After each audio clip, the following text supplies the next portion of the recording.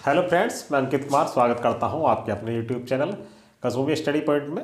आज हम रीजनिंग की क्लास कंटिन्यू करेंगे। पिछली क्लास में हमने जो रीजनिंग के क्वेश्चन सॉल्व कराए थे उसी की आज नेक्स्ट क्लास कंटिन्यू रहेगी। पिछली क्लास में हम आपको रीजनिंग के अवबंधित संख्या से क्वेश्चन सॉल्व करा रहे थे। चूँकि एग्जाम में किसी भी तरह के क्वेश्चन पूछ सकता है तो अलग अलग टाइप से क्वेश्चन भी होते हैं, तो हमारा उद्देश्य ये रहेगा कि आपको सभी तरह के टाइप से क्वेश्चन आने चाहिए, जिससे कि आप आने वाले एग्ज़ाम में अपने रीजनिंग के क्वेश्चन गलत ना करें और आपकी जो सिलेक्शन की संभावना है वो 100% रहे। कि आपको ऐसा ना लगे कि रीजनिंग का हमारा एक क्वेश्चन या दो क्वेश्चन सही हो जाता या फिर गलत होने की वजह से सिलेक्शन नहीं हो पाया है, तो ऐसा ना हो पाए, इसलिए हम रीजनिंग के सभी तरह के क्वेश्चन जो एग्ज़ाम में पूछे जाते हैं वो आपको सॉल्व करा रहे हैं। तो चलिए आज की क्लास शुरू करते हैं। और क्लास शुरू करने से पहले मैं सभी स्टूडेंट से रिक्वेस्ट करूँगा कि वो अंत में ज़रूर बताया करें कि ये क्लास आपको कैसी लगी, और कमेंट बॉक्स में मैसेज किया करें और अपने दोस्तों के साथ इस क्लास को शेयर भी किया करें। और जो लोग चैनल पर नए हैं उस चैनल को सब्सक्राइब भी अवश्य कर लें, जिससे आने वाली क्लास का नोटिफिकेशन आपको सबसे पहले मिल सके। तो चलिए शुरू करते हैं आज की क्लास।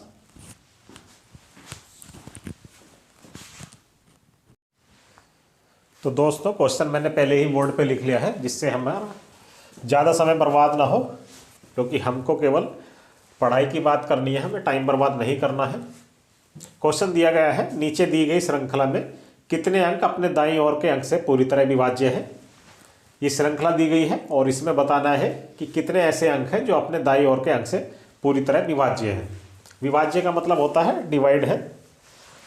तो सबसे पहले आपको बेसिक चीज़ें पता होनी चाहिए कि भाज्य संख्या कौन सी होती है और अभाज्य संख्या कौन सी होती है, सम संख्या कौन सी होती है और विषम संख्या कौन सी होती है। क्योंकि इस तरह के क्वेश्चन सॉल्व करने के लिए हमें ये पता होना बहुत ज़रूरी है कि कौन सी संख्या अभाज्य होती है और कौन सी संख्या अभाज्य होती है। तो सबसे पहले दोस्तों आपको भाज्य संख्या बता देते हैं कौन सी होती है। भाज्य संख्या वे संख्या होती है, वे संख्याएं जिनका एक व स्वयं के अतिरिक्त कम से कम एक गुणनखंड हो, कम से कम एक गुणनखंड हो, भाज्य संख्याएं कहलाती हैं।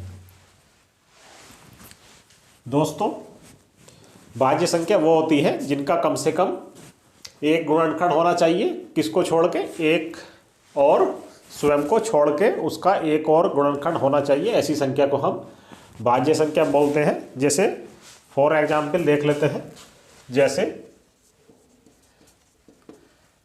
4, 12, 16, 18, 27 ये कैसी संख्याएं होती हैं? ये भाज्य संख्याएं होती हैं। और दूसरी बात आती है अभाज्य संख्याओं की। अभाज्य संख्याओं की अगर बात करें, वे संख्याएं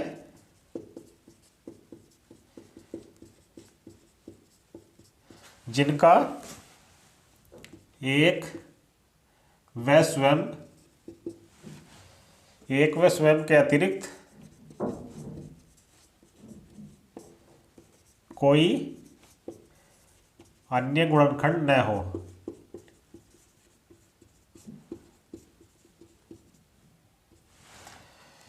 अभाज्य संख्याएं दोस्तों वो होती है जिनका एक और खुद के अतिरिक्त, स्वयं मतलब खुद के अतिरिक्त कोई अन्य गुणनखंड न हो, उनको अभाज्य संख्याएं कहते हैं। जैसे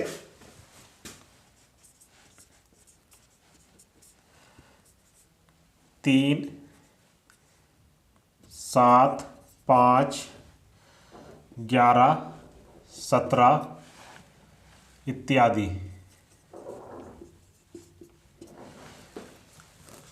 क्योंकि 3 को अगर हम डिवाइड करेंगे तो 3 किससे डिवाइड होगी? 3 की अगर बात करें तो 3 ही का ना 3 यानी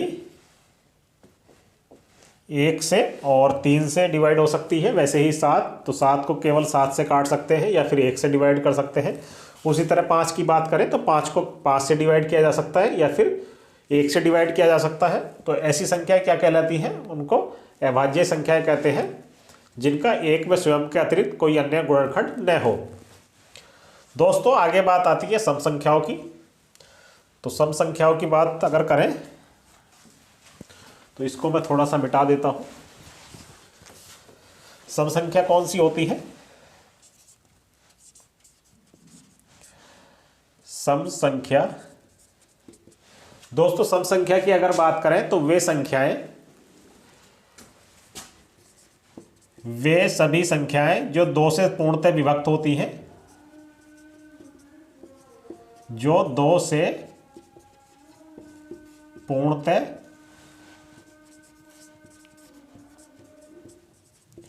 विभक्त होती हैं, जैसे 2, 4, 6, 8, 10, 12 डैश डैश आदि। दोस्तों सम संख्याएं वे होती है जो 2 से पूर्णतः विभक्त होती है, उन संख्याओं को हम सम संख्या बोलते हैं। और विषम संख्या की अगर बात करें, विषम संख्या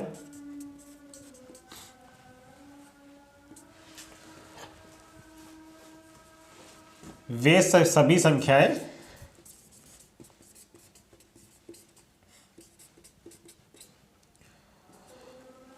सभी संख्याएं जो 2 से पूर्णतः विभक्त नहीं होती हैं, 2 से पूर्णतः विभक्त नहीं होती हैं,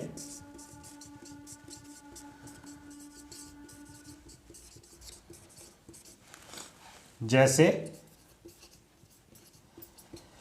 जो संख्या 2 से पूर्णतः विभक्त नहीं होती हैं, जैसे 1, 3, 5, 7, 9, 11 इत्यादि।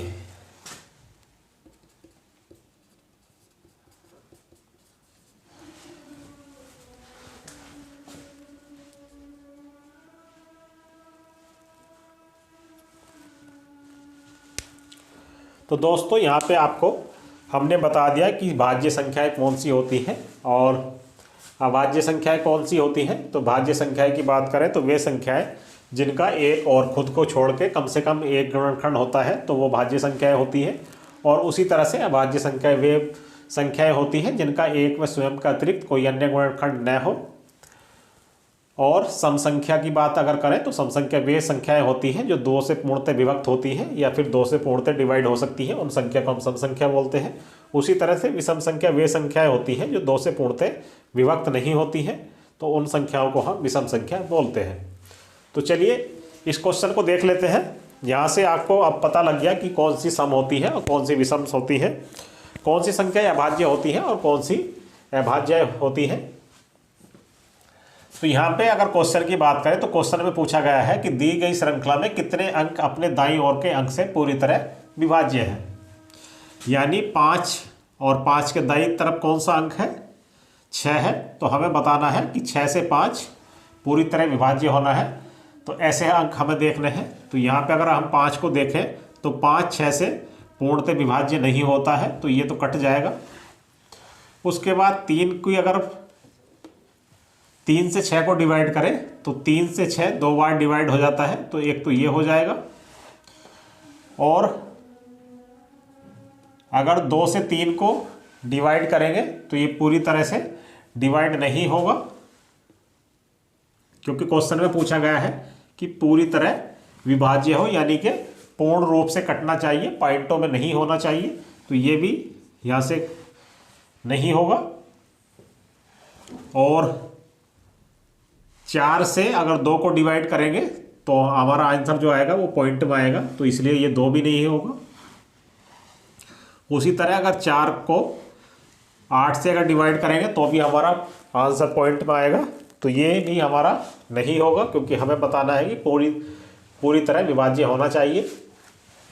अब यहाँ पे इस 8 को देखेंगे हम उसके राइट साइड वाले 8 से, तो ये क्या है, पूरी तरह कट जाएगा।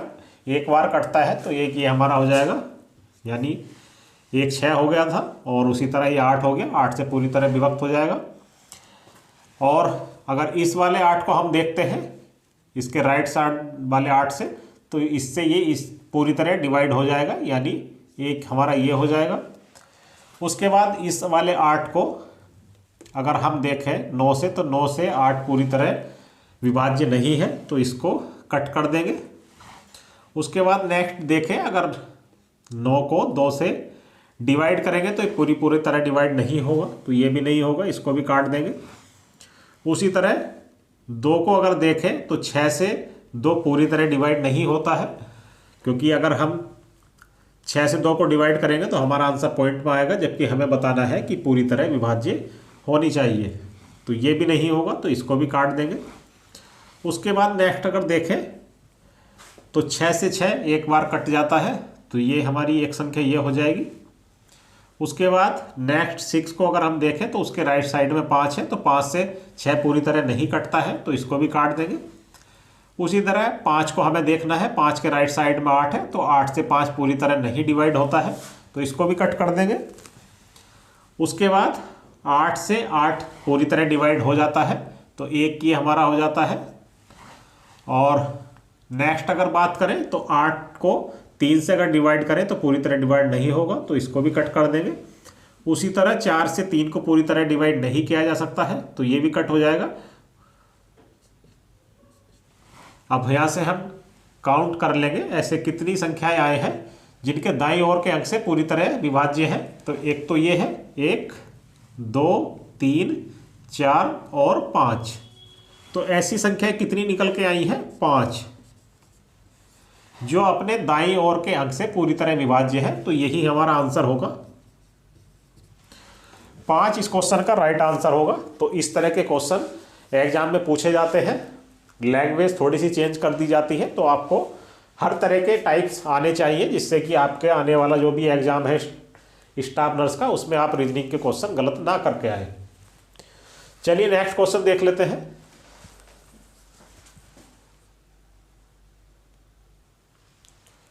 तो दोस्तों नेक्स्ट क्वेश्चन दिया गया है, सम संख्या के बाद और विषम संख्या से पहले कितने 8 हैं, तो ये आपको बताना है। ये यहाँ पर श्रृंखला दी गई है और इस श्रृंखला में आपको बताना है कि ऐसे कितने 8 हैं जो सम संख्या के बाद है और विषम संख्या से पहले हैं।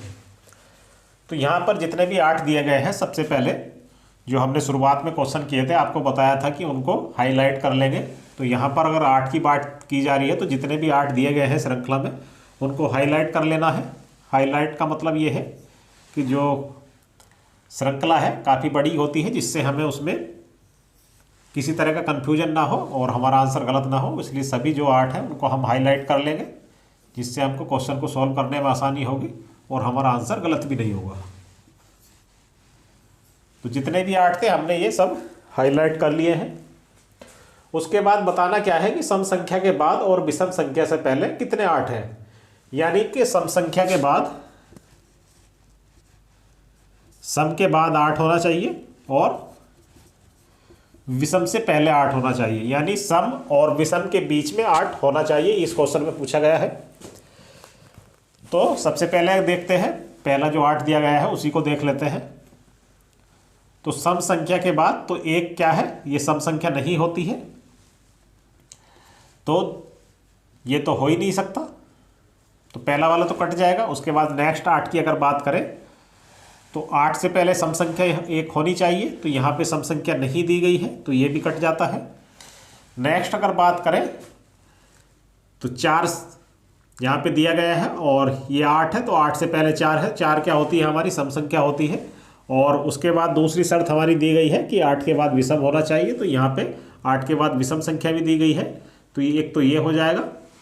उसके बाद नेक्स्ट 8 की अगर बात करें तो 8 से पहले सम संख्या होनी चाहिए, तो 2 हमारी सम संख्या होती है, तो ये पहली शर्त पूरी कर लेता है। दूसरी शर्त है कि विषम होनी चाहिए, तो यहाँ पे 7 है, तो ये भी विषम दिया रहा है, तो दूसरा हमारा ये हो जाएगा।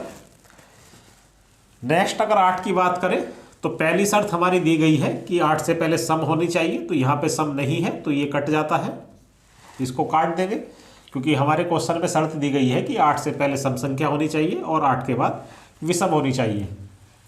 उसके बाद नेक्स्ट 8 की अगर बात करें तो 8 से पहले सम भी दी गई है और 8 के बाद विषम भी है, तो एक हमारा ये हो जाएगा। उसके बाद नेक्स्ट 8 की अगर बात करें, 8 से पहले 6 क्या है, सम संख्या है, तो ये पहली शर्त पूरी हो जाती है। उसके बाद 8 के बाद विषम संख्या है, तो ये भी हमारी पूरी हो जाती है, दूसरी शर्त भी, तो एक ये हो जाएगा। उसके बाद नेक्स्ट 8 की अगर बात करें तो 8 से पहले विषम है, जबकि हमारे क्वेश्चन में पूछा गया है कि 8 से पहले सम होनी चाहिए, तो ये पहली शर्त पूरी नहीं करता है, तो इसको यहीं पर काट देंगे। उसके बाद नेक्स्ट 8 की बात करें तो पहली संख्या सम होनी चाहिए और दूसरी विषम, तो दूसरी संख्या इसमें सम है, और जबकि होनी क्या चाहिए थी, विषम होनी चाहिए थी, तो इसको भी काट देंगे।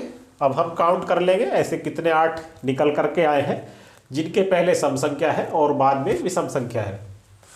तो 1, 2 और 3, 4, तो ऐसे कितने 8 हैं, तो ऐसे 8 है 4। यही हमारा इस क्वेश्चन का राइट आंसर हो जाएगा। तो इस क्वेश्चन के ऐसे कितने 8 हैं जिनके पहले सम संख्या है और बाद में विषम संख्या है, तो ऐसे 4 8 हैं जिनके पहले सम संख्या है और बाद में विषम संख्या है। तो इस तरह के क्वेश्चन बहुत ज़्यादा हार्ड क्वेश्चन नहीं होता है, बहुत आसानी से आप सॉल्व कर सकते हैं। केवल आपको ये पता होना चाहिए कि सम संख्या कौन सी होती है और विषम संख्या कौन सी होती है। तो चलिए एक क्वेश्चन और देख लेते हैं इसी तरह का।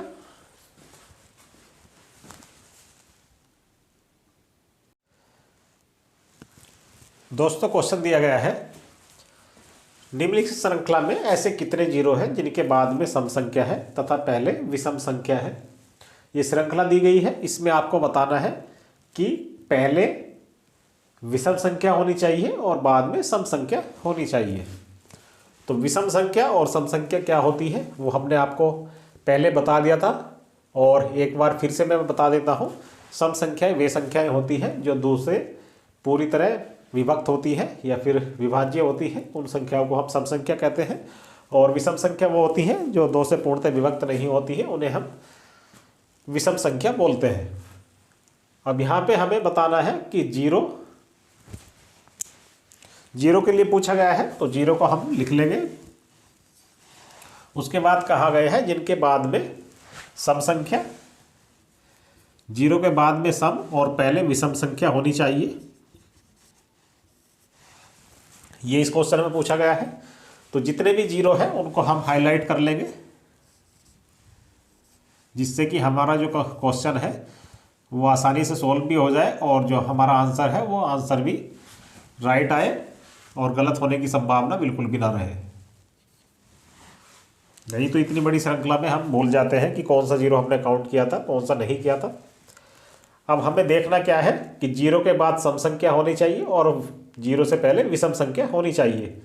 तो सबसे पहले जीरो की अगर बात करें तो उसके बाद सम संख्या दी गई है और उससे पहले 3 है जो कि विषम संख्या होती है, तो एक तो यही हो जाएगा।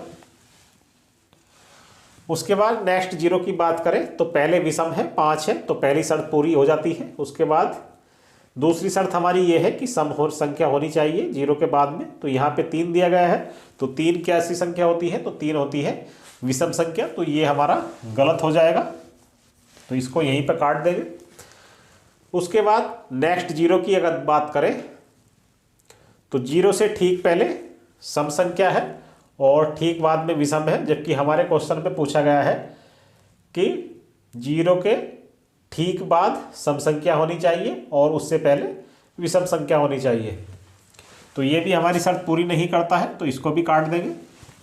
उसके बाद नेक्स्ट जीरो की बात करें तो इसके पहले भी सम है और बाद में भी सम है, तो ये भी हमारा यहीं पे कट जाता है, क्योंकि शर्त दी गई है कि पहले विषम होनी चाहिए और उसके बाद सम होनी चाहिए। नेक्स्ट जीरो की बात करें तो जीरो से पहले विषम होनी चाहिए, तो 7 कैसी संख्या है, 7 विषम है, तो यहाँ पे हमारी पहली शर्त पूरी हो जाती है।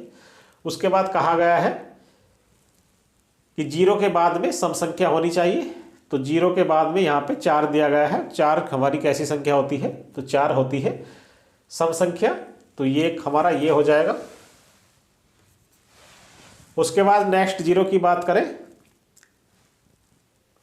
तो जीरो से पहले 4 दिया गया है, तो 4 हमारी सम संख्या होती है, जबकि क्वेश्चन में दिया गया है कि जीरो से पहले विषम होनी चाहिए, तो ये हमारा गलत हो जाता है, तो इसी को हम यही काट देंगे। उसके बाद नेक्स्ट जीरो की बात करें तो नेक्स्ट जीरो से पहले 8 है जो कि एक सम संख्या होती है और हमारे क्वेश्चन में पूछा गया है कि 8 जीरो से पहले विषम संख्या होनी चाहिए, तो ये भी गलत हो जाता है, इसको हम यही काट देंगे। नेक्स्ट दिया गया है, नेक्स्ट जीरो को अगर देखें तो उससे पहले विषम संख्या है 7 है, जो कि विषम संख्या है, तो हमारा क्वेश्चन भी यही बोल रहा है कि जीरो से पहले विषम होना चाहिए, तो पहली शर्त यहाँ पे हमारी पूरी हो जाती है। दूसरी शर्त देखेंगे कि जीरो के बाद सम संख्या होनी चाहिए, तो 4 हमारी सम संख्या होती है, तो ये हमारी शर्तें दोनों पूरी कर लेता है, तो एक ये हो जाएगा। उसके बाद नेक्स्ट जीरो की अगर बात करें तो जीरो से पहले विषम संख्या होनी चाहिए, तो यहाँ पे विषम संख्या नहीं दी गई है, 2 सम संख्या होती है और बाद में सम संख्या होनी चाहिए, तो ये पहली शर्त हमारी पूरी नहीं करता है, तो इसको हम यही काट देंगे। अब काउंट कर लेंगे ऐसे कितने जीरो हमारे निकल के आए हैं जिनके बाद में सम संख्या है और पहले विषम संख्या है, तो 1 2 और 3, तो ऐसे हमारे टोटल कुल जीरो निकल के आए हैं 3, और यही इस क्वेश्चन का राइट आंसर होगा। इस तरह के क्वेश्चन एग्जाम में पूछे जाते हैं जो कि बहुत ही ईजी होते हैं, केवल आपको ये पता होना चाहिए कि सम संख्या कौन सी होती है और विषम संख्या कौन सी होती है। तो इस तरह के क्वेश्चन आप आसानी से सॉल्व कर सकते हैं अगर आप एक बार अच्छे से समझ लें और ये आप पता कर लें कि कौन सी सम होती है, कौन सी विषम होती है, कौन सी भाज्य होती है और कौन सी अभाज्य होती है। ये सब आपको पता लग जाएगा, तो इस तरह के क्वेश्चन आप बहुत आसानी से सॉल्व कर सकते हैं। तो चलिए एक क्वेश्चन और देख लेते हैं इसी तरह का।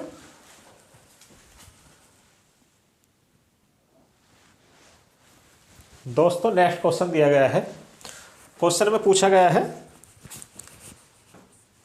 अंकों के निम्नलिखित समूह में कितने ऐसे 6 हैं जिनके पूर्ववर्ती 9 हो और परवर्ती भी 9 हो। तो यहाँ पे आपको कंफ्यूज नहीं होना है कि पूर्ववर्ती और परवर्ती क्या होता है। पूर्ववर्ती का मतलब होता है कि पहले और परवर्ती का मतलब होता है बाद में, यानी ठीक पहले या फिर ठीक बाद में। तो यहाँ पे पूर्ववर्ती या परवर्ती को क्वेश्चन में देख के आपको कंफ्यूज नहीं होना है। श्रृंखला दी गई है और उसमें बताना है कि पूर्ववर्ती भी 9 हो और परवर्ती भी 9 हो, किसके, 6 के। तो इस तरह के क्वेश्चन बहुत आसानी से आप सॉल्व कर सकते हैं। जैसे हमने पहले भी आपको बताया है 6 के लिए पूछा गया है, तो जितने भी 6 हैं उनको हाईलाइट कर लेंगे। 6 को हाईलाइट करने का हमारा पर्पज़ ये होता है कि इतनी बड़ी श्रृंखला में हम कई बार भूल जाते हैं कि हमने कौन से 6 सॉल्व कर लिए हैं या फिर कौन सी संख्या सॉल्व कर ली है। अगर हम फिर से उसको सॉल्व करते हैं और काउंट कर लेते हैं तो हमारा आंसर गलत हो जाता है, इसलिए हाईलाइट करना बहुत ज़रूरी होता है। और हाईलाइट करने के बाद जिस भी 6 को हम सॉल्व कर लेंगे या फिर संख्या को सॉल्व कर लेंगे उस पर राइट या कट का निशान लगा देते हैं। 6 की अगर बात करें तो उससे पहले भी 9 होना चाहिए और बाद में भी 9 होना चाहिए, यानी कि जो हमारी संख्या होनी चाहिए वो होनी चाहिए 6 9 6 9, यानी कि जो हमारी सीरीज बनेगी 6 से पहले भी 9 हो और 6 के बाद भी 9 हो, तो 969 हमारी संख्या होनी चाहिए। तो जहाँ पे ये सीरीज बन जाएगी या ये संख्या बन जाएगी 969, वही हमारा राइट आंसर होगा। तो यहाँ पे देखना क्या है कि 6 से पहले भी 9 हो और 6 के ठीक बाद भी 9 हो। तो यहाँ पे अगर बात करें तो 6 के पहले 6 है, तो ये तो हमारा यहीं पे कट हो जाता है। और दूसरे 6 की अगर बात करें, 6 की बात करें तो उससे पहले भी 9 होना चाहिए, तो यहाँ पे 9 नहीं है, तो इसको यहीं पे काट देंगे। नेक्स्ट 6 की अगर बात करें तो यहाँ पे 6 से पहले भी 9 है और 6 के बाद भी 9 है, तो एक तो ये हो जाएगा। उसके बाद नेक्स्ट 6 की अगर बात करें तो 6 से पहले भी 9 होना चाहिए जो ठीक, और 6 के ठीक बाद भी 9 होना चाहिए, तो वो यहाँ पर नहीं है, तो ये भी कट हो जाएगा। ये तो वैसे ही कट हो जाएगा क्योंकि ठीक पहले और ठीक बाद में 9 होना चाहिए। अब यहाँ पे अगर बात करें तो ठीक पहले 9 है और ठीक बाद 9 है, तो एक ये हो जाएगा, ये क्योंकि ये दोनों शर्त पूरी करता है क्वेश्चन की। नेक्स्ट 6 की बात करें तो 6 से पहले 9 होना चाहिए और 6 के बाद 9 होना चाहिए, तो यहाँ पर नहीं है, तो इसको यहीं पर काट देंगे। उसके बाद नेक्स्ट 6 की अगर बात करें तो 6 से पहले 9 होना चाहिए, तो 9 तो है, लेकिन 6 के बाद भी 9 होना चाहिए, तो यहाँ पे 9 नहीं है, तो इसको भी हम यही काट देंगे। आगे अगर बात करें तो यहाँ पे देख लेते हैं 6 से पहले 9 है तो ठीक है, और यहाँ पे 6 के बाद 9 नहीं है तो ये भी कट जाएगा। बाकी 2 तो वैसे ही कट जाएंगे क्योंकि ठीक पहले या ठीक बाद में 9 होना चाहिए। तो ऐसे कितने अंक आपके 6 ऐसे निकल के आए हैं, ऐसे कितने 6 आपके निकल करके आए हैं जिनके ठीक पहले 9 है और ठीक बाद में 9 है। तो ऐसे हमारे केवल 2 ही ऐसे 6 हैं जिनके ठीक पहले 6 है, ठीक पहले 9 है और ठीक बाद में 9 है। तो हमारा जो आंसर हो जाएगा वो हो जाएगा 2, यानी कि ऐसे जो 6 की संख्या है कि जिनके पहले ठीक 9 है और बाद में भी ठीक 9 है तो वो है 2। यही हमारा इस क्वेश्चन का राइट आंसर होगा। आई होप ये क्वेश्चन आपको समझ में आ गए होंगे कि किस तरह से आपको सॉल्व करने हैं। उम्मीद करता हूँ जो आने वाला आपका एग्ज़ाम है स्टाफ नर्स का, अगर उसमें इस तरह के क्वेश्चन पूछे जाते हैं तो आप आसानी से सॉल्व कर सकते हैं। और आज की क्लास को हम यही समाप्त करना चाहेंगे। इस चैप्टर के जो मेन क्वेश्चन स्टाफ नर्स में पूछे जाते हैं लगभग वो हमने आपको बता दिए हैं। बाकी जो आगे की रीजनिंग है वो नेक्स्ट क्लास में हम बात करेंगे। और सभी स्टूडेंट से रिक्वेस्ट है कि अगर ये क्लास आपको थोड़ी भी पसंद आई है और लगता है कि ये आपके लिए हेल्पफुल है तो कृपया क्लास को लाइक करना ना भूलें और अपने दोस्तों के साथ शेयर भी करते रहें। और कमेंट बॉक्स में ज़रूर बताएं कि ये क्लास आपको कैसी लगी। तो इस क्लास को हम यही समाप्त करते हैं। जय हिंद।